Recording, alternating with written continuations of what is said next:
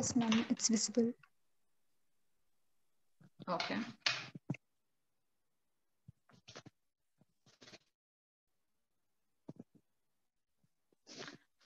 Good evening, everyone. Myself, Dr. Chaitrika Hegde. I'm currently working as coordinator, education and training at Imagine Mali Ecoscaping in collaboration with TDU Bengaluru.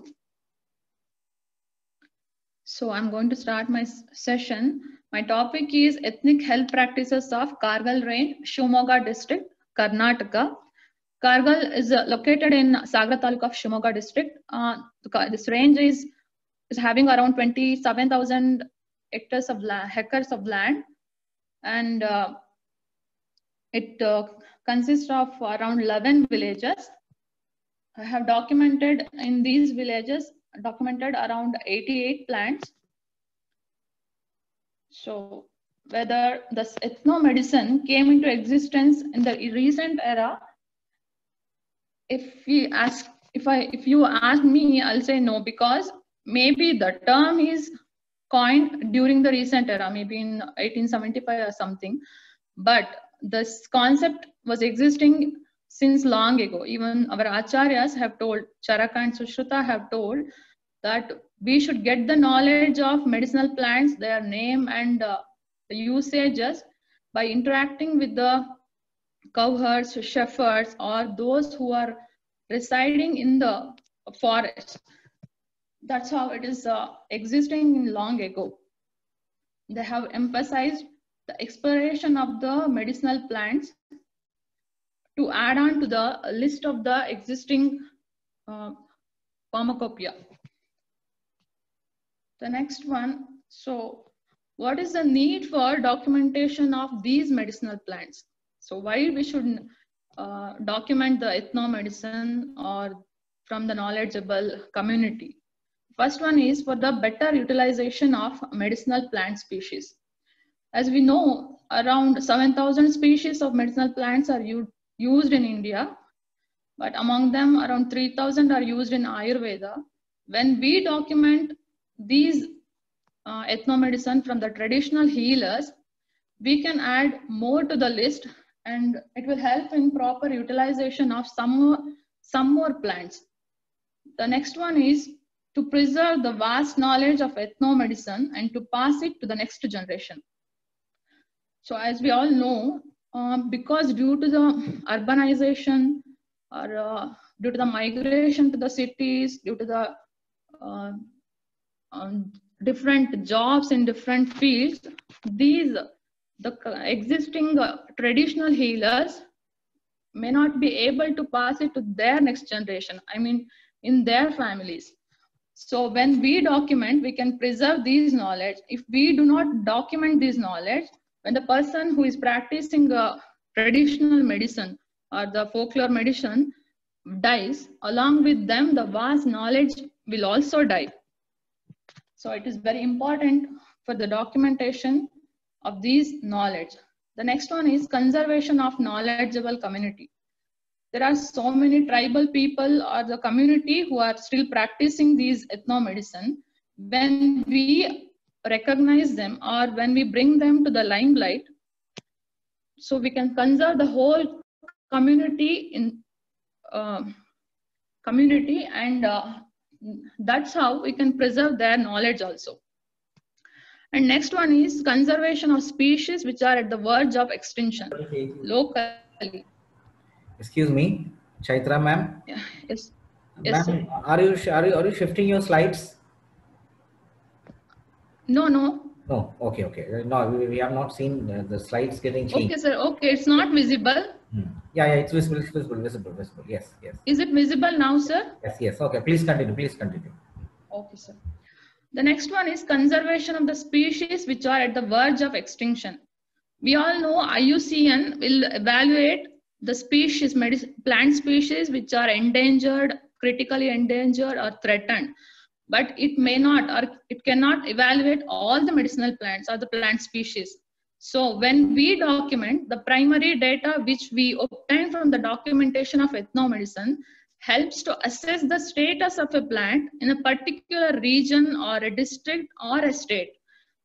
so that we can conserve those plant species. For example, while I was documenting, those traditional healers were telling that Bombyx insignia, it was abundantly available few years back. But while I was documenting, they said it is like nowadays it is very few or very less in number. That's how we can come to know the status of certain plant species, and we can conserve them properly. And the next one is to suggest alternate species against overexploitation. We all know because of the overexploitation, many of the medicinal plants are endangered, or some are extinct also. So when we document this knowledge, we can add proper substitutes or the alternate species, so we can add to the list, and we can also prevent the overexploitation of certain medicinal plants. Because of these reasons, we have to document the ethnomedicine from the knowledgeable community.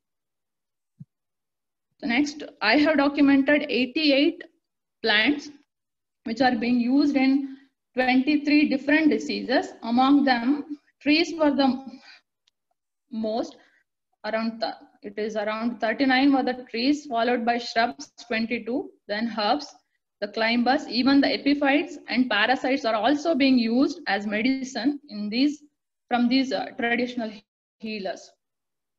And this is the family-wise distribution. Fabaceae ranks the first, followed by Apocynaceae, Malvaceae, Anacardiaceae, and the list goes on.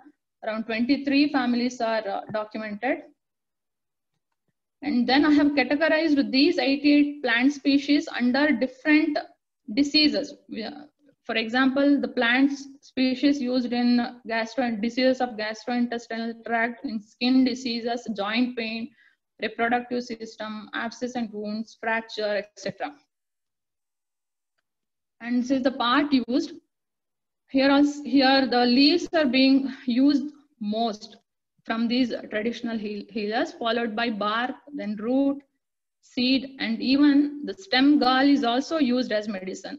This shows that they also has the concern of conserving these medicinal plant species. That's why the leaves are being used the most. In my documentation, one was expert in treating snake bites. The two were expert in treating female-related complaints. 3 were expert in treating the animals, and the remaining were expert in treating the diseases in general.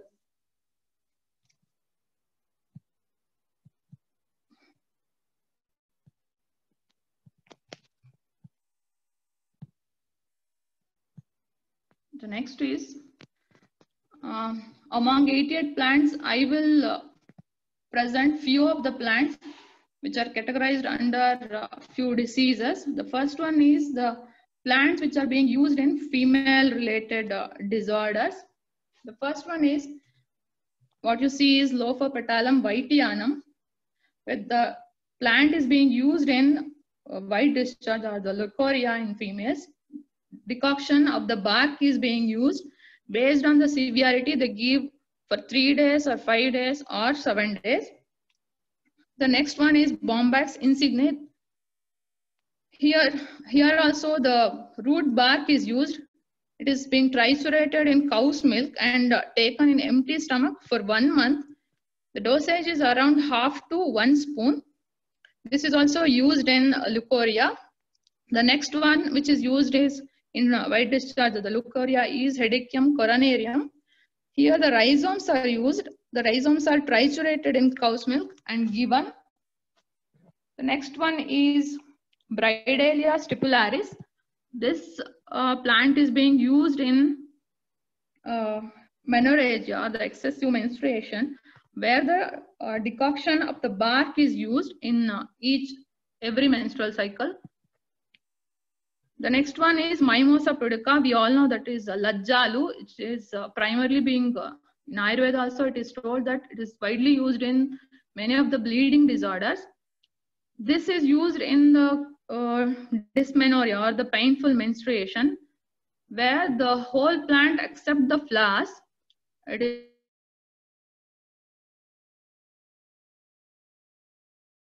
is taken in a cotton cloth, is made into pottali. Then this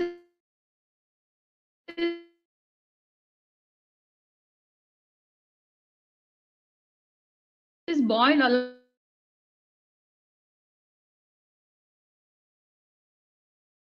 along with the rice and made into stomach.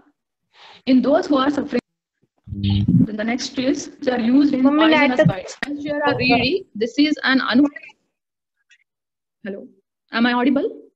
Yes. It was like breaking. Okay, sir. The next one is Cansjura reedi. It's an Anukta Dravya. The leaves will be having very bitter in taste, and this plant is also used locally in the form of food also. And the paste obtained from the leaves is applied externally in case of rat bites, and the chutney prepared out of these leaves are given orally also in case of rat bites. The next one is Callicarpa tomentosa. Here the leaves are triturated in milk and it should be heated on an iron pan, and this can be applied externally in case of viper bites. And the same is taken orally for 3 to 5 days. It is based on the amount of the severity of the poisonous bite. It should be given orally also. And the next one is Rauwolfia serpentina. We all know it is Sarpagandha. In Ayurveda also it is told as one of the potent Vishagna Dravya. And this is also used in all kinds of snake bites, where they use the root or the stem triturated in lemon juice, and they will make a pills in the size of chickpeas. Yeah. Your slide is not visible. Not visible? Yeah. Nothing is visible, or you can see some slide on this screen? Yes, it's visible. It's visible. It's visible. I think maybe the range is going. Okay. Some places. Okay. Here in Rauwolfia serpentina, the root or the stem, it is triturated in lemon juice. It should be made into a pills in the size of chickpea seed, and that should be given orally. And one more plant which is used in snake bites is Tabernamontana hainiana. Can be a potential source of Anandyavarta. This is also used in snake bite. How they are Sarpagandha they are using in the same manner they were using Tabernamontana also. The root is triturated in lemon juice, made into pills and given orally. The next is few plants which are used to treat animals, especially the cows, cattle. The first one is Melina arborea. It is called Gambhari, one of the Dashamula. The bark is being used to treat fracture. They will take around 10 centimeter of the bark, and with that they will take one complete coconut, grated coconut, and 4 eggs. The white part of the egg should be taken. They will mix all the 3 ingredients, triturate well, made into pills, and these should be given to the cattle along with the food in case of fracture. This will hasten the union of bones, prevents malunion, and thus it helps. The next one is Alophilus kobbe. This is one of the Anukta Dravya.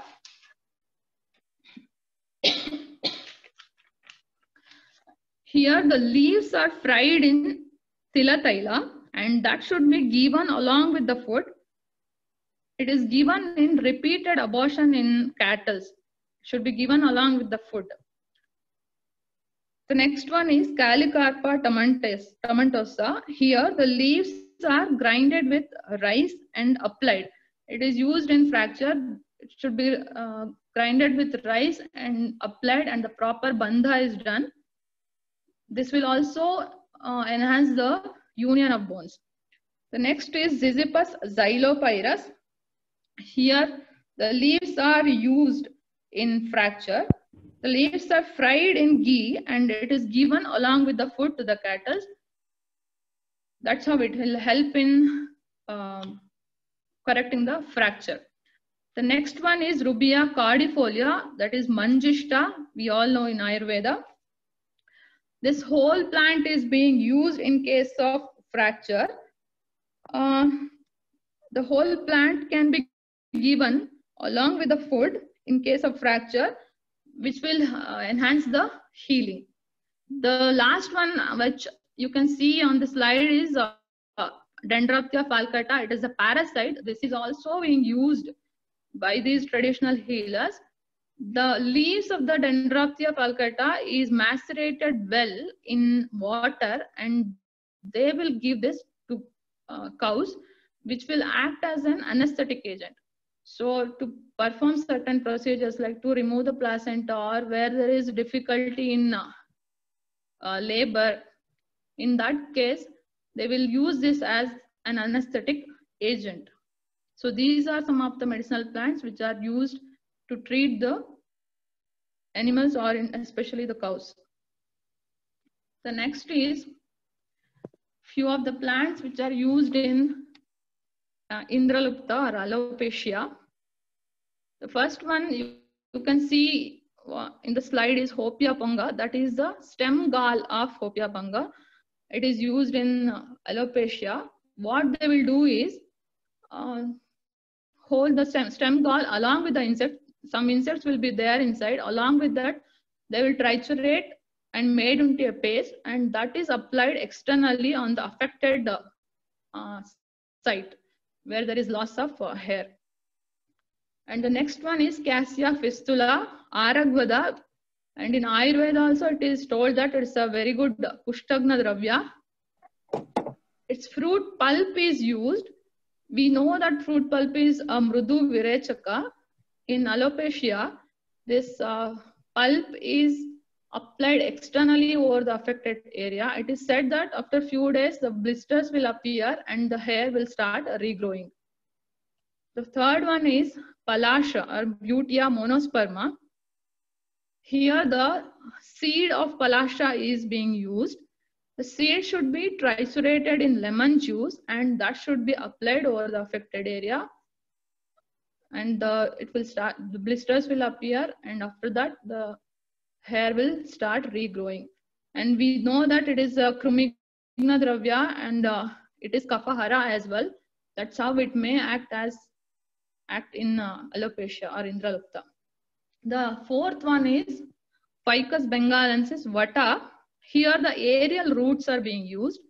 The aerial roots, they will prepare thaila by using Tila thaila, and that thaila is used externally as an applicant in alopecia. The next one is some of the drugs which are being used in Visarpa. The first one is Jasminum malabaricum, or it is the wild jasmine. It is endemic to Western Ghats. What they will do is, it is used as an external applicant. They will prepare oil out of the leaves, and that is applied externally where there is burning sensation in herpes, like where there is the involvement of pitta is more, or in pitta prakriti where there is burning sensation will be more, and to pacify the burning sensation, they will use it as an external applicant. The next one is Memicyllon umbelatum. This one is like a very famous in as a drug in herpes. Here the leaves are triturated in around 250 ml of milk, and that should be given in empty stomach for 3, 5 or 7 days based on the severity, and the same can be applied externally as well. The third one is Gardenia gummifera, that is Nadi Hingu. Here the root is triturated in lemon juice, and that is applied externally in case of herpes. The fourth one is Canarium strictum or black damer we call. This is used, the fumes from the Canarium strictum are being used. This is used where there is more of Srava, like Granthi Visarpa, where there is involvement of Kapha is more. In those cases, the Duma of Canarium strictum is used. Next one is few of the drugs which are used to treat joint pain, like it may be any kinds of inflammation, even the single joint pain or the multiple joint pain. This is being used. The first one is Tordelia asiatica. It belongs to the family Rutaceae. Here the fruit is used as a medicine. The prepared decoction out of the fruits by adding cumin seeds and pepper, and that is given internally in case of joint pain. The next one is Ziziphus xylopyrus. The leaves are used here. 5 to 6 leaves are fried in ghee, and it should be added with 1 or 2 pepper seed corn, and that is given internally in case of joint pain. The third one is Grevia telefolia. Here the decoction of the bark is being used orally to treat the joint pain. The fourth one is, what you can see is Alophilus cobae. Here the oil prepared out of the leaves are used as an external applicant. It is used externally. The fourth is Pothos candens. This is also used externally, where they prepare the oil out of the leaves and it is used. The fifth one is Entada reedi. This is also an Anukta Dravya and it bears the largest pod. In this the Entada reedi seed and the bark is used. The seeds are triturated in rice washed water, and that should be given internally. And the bark, the decoction should be prepared out of the Entada reedi bark, and that should be given internally. Okay, these are some of the medicinal plants in joint pain. The next one is, which are few of the plants which are used in case of infertility. The first one you can see is Drinaria quercifolia. This is an epiphyte. It is called Ashwakatri in Ayurveda. The rhizome of the Drinaria quercifolia is used. What they will do is, the rhizome should be triturated in cow's milk, and it should be given to both, like the male and the female. On the 5th day of female's menstrual cycle, it should be given. 5th, 6th, and the 7th day, it should be given to both. After that, they will give to only female. For 15 days they will give. So what it is said that it will enhance the quality of the ovum in females and the sperm in males. That's how it helps in infertility. The next one is Ficus racemosa udumbara in Ayurveda. Here the root or the bark are used. It should be triturated in hot water, and it is given at the dose of ½ spoon to 1 spoon from the 4th day of female's menstrual cycle, and for 15 days it should be given. And the same medicine, when it is given after 1 month after the delivery, it will act as like the permanent sterilizer also. So when you used can be used in infertility, and can also be used as in sterilization as well. The third one is Wendlandia thyrsoidea. This is also an Anukta Dravya. This is being used in erectile dysfunction, where they give the decoction of the bark made with cumin seeds and some of 1 or 2 peppercorns, and that should be given internally. This will enhance the quality of the sperms and increase, and not only the quality, the quantity also, and thus helps in infertility. The next one is few of the drugs used in fracture. First is Calicarpa tomentosa. Here the leaves are fried in ghee, and the pills are made in the size of chickpea or the pea seeds, and it should be taken orally in fracture as well as in dislocation.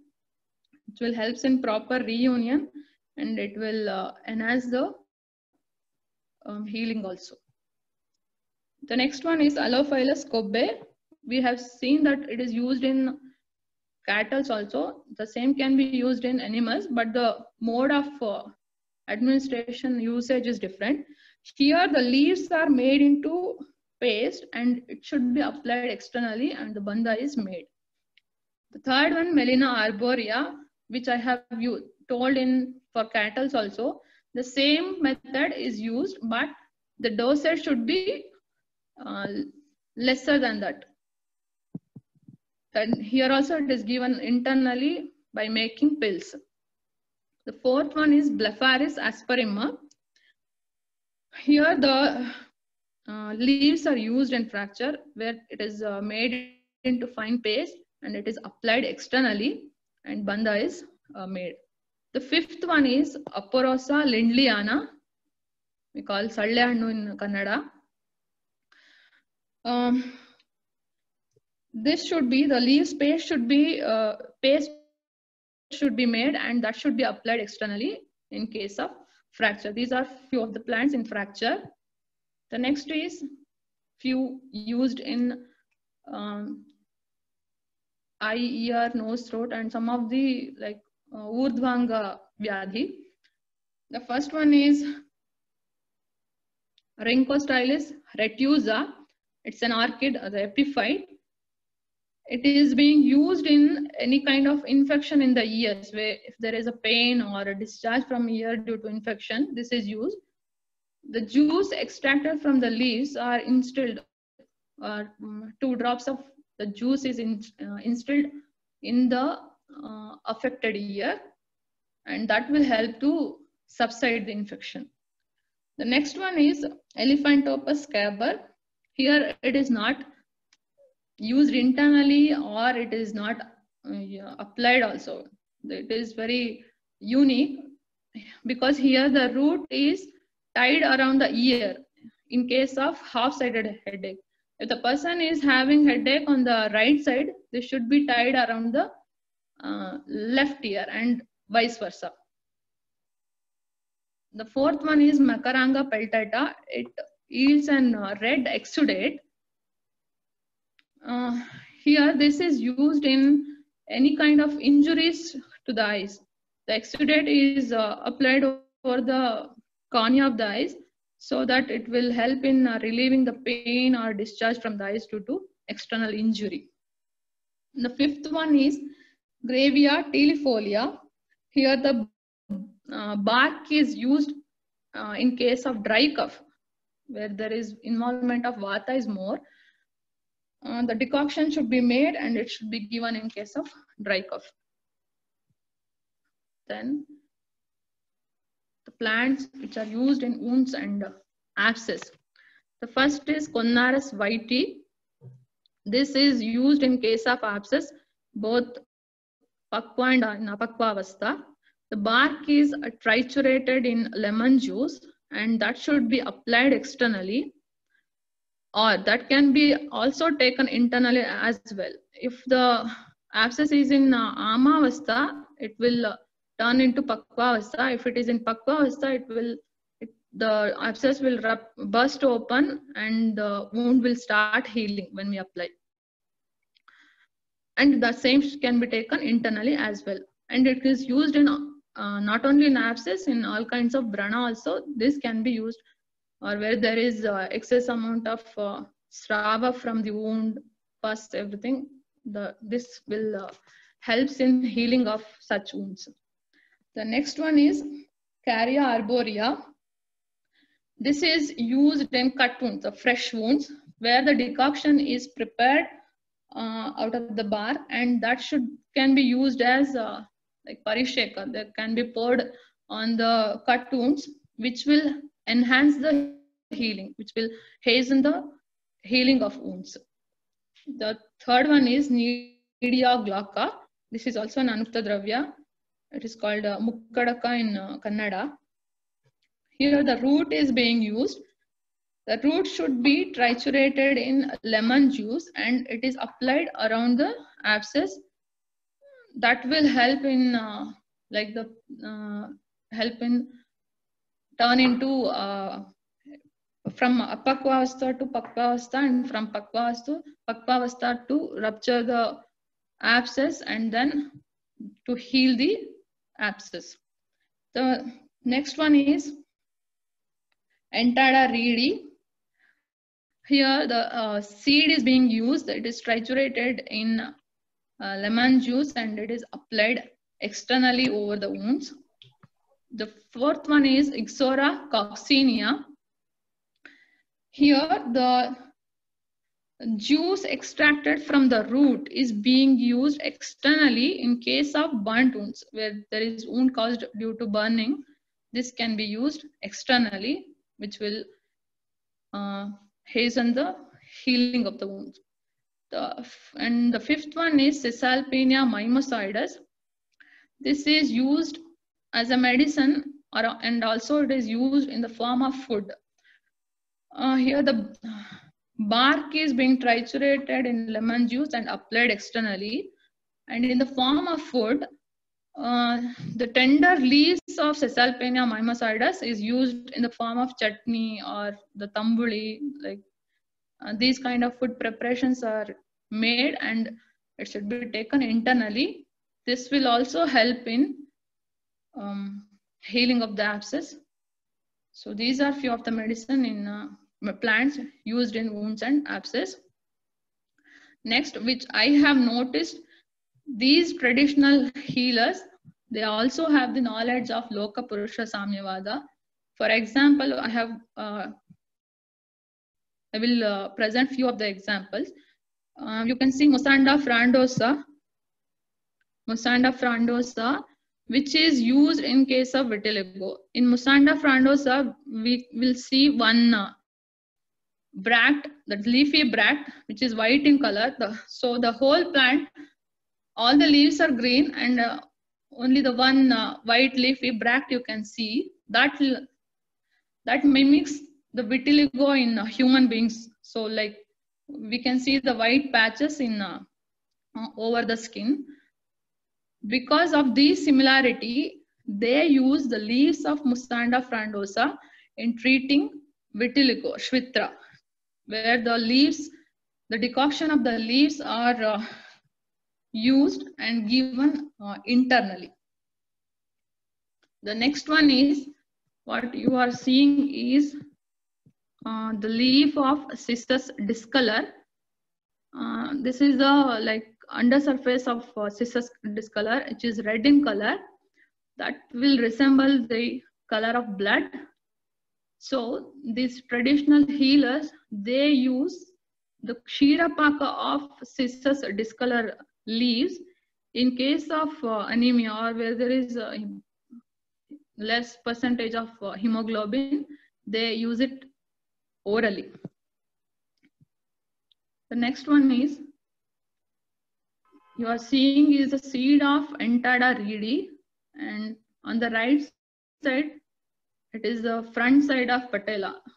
It is almost exactly similar to that of Entada reedi seed is exactly that of patella. So they use this in case of knee joint pains, especially the knee joint pain.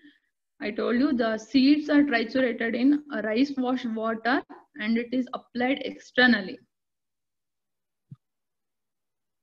And the next is Blepharis asperima, where if you tear the leaves and you put it together, it will rejoin. You can see that I have seen practically, and that's why this is used in case of fractures. That will also in fracture also there should be broken bone should be reunited. That's how they use this Blepharis asperima leaves externally in the form of paste to heal the fracture. And these, I told you some of them, they neither use it as an external applicant nor as an internal medication. Maybe for the modern people it looks funny because how it acts on a person in certain diseases, but even in Ayurveda we have such kind of practices. For example, Elephantopas caber, I told, this is used in half-sided headache. If it is right side, then it is tied around the left ear and vice versa. The next one is Carya arborea. It is used in case of jaundice, where the bark is tied around the neck of the patient. So once they tied around the neck, slowly, gradually, day by day, the yellowish discoloration will reduces. And after 1 week, if it is still persisting, and they will tie one more, the fresh one, they will tie around the neck till the patient gets the relief. The third one is Ixora coccinea. It is being used in Garavisha, like those who are not eating properly without any underlying cause, whose health is deteriorating without any reason. In them, they will consider it as Garavisha. They tie the root of Ixora coccinea around the neck, and it is said that like after 2-3 days, the patient will start vomiting, and we can see the undigested thing which is there in the stomach, and after that the patient will be fine. The fourth one is Echinocarpus fruticens. We know that it is Krishna Sariva. This is also the root is used. It is tied around the neck, and it is used in those children who are not eating properly, who have loss of appetite, aversion to food. In such children, this Echinocarpus root is tied around the neck. And the next what you are seeing, these two plants, they are using in cattle to remove the maggots. How they use is, one is the Terminalia bellerica or Vibhitaki. The bark of Terminalia bellerica is tied around the neck of cattle which is affected by maggots. When they tie the Vibhitaki bark, the next day all the maggots, it's said that all the maggots will fall off, and wound, it will start healing, and the cow will be fine in few days. And this one more thing is, one more plant is Diploclesia glaucescens. Here also the same method is used, but here the climber is tied around the neck. Then some of the knowledge of Anupana in these traditional healers that I have observed, we know that in a single drug with different Anupana can be given in different diseases. In these traditional healers also have the knowledge. For example, I have seen they give Embellia zariancotum, the source of substitute of Vidanga. When they triturate it with lemon juice and given, it will cure, relieve the distension of abdomen, or anaha, it will, or atopa. And when they give along with, when they triturate with rice washed water, tanduliya jala, and they're given internally, it will relieve burning sensation in the chest. So same plant with a different Anupana used in 2 different diseases. And one more is Helictrus isora, Avartani. It will aid a mucilage from the bark. What they do is, the mucilage when given along with lemon juice, it will relieve the pain above the navel. When the same is given along with the honey, that will relieve the pain which is existing below the navel, below the umbilical region. That is how they have a vast knowledge of Anupana as well. So what I want to tell at the end is, before this vast knowledge or this knowledgeable community goes extinct, we should document all these plants. We should revalidate it, conduct experiments and do clinical trials, and that should be added to our existing pharmacopoeia. And I would like to thank Ashtangam Ayurveda College and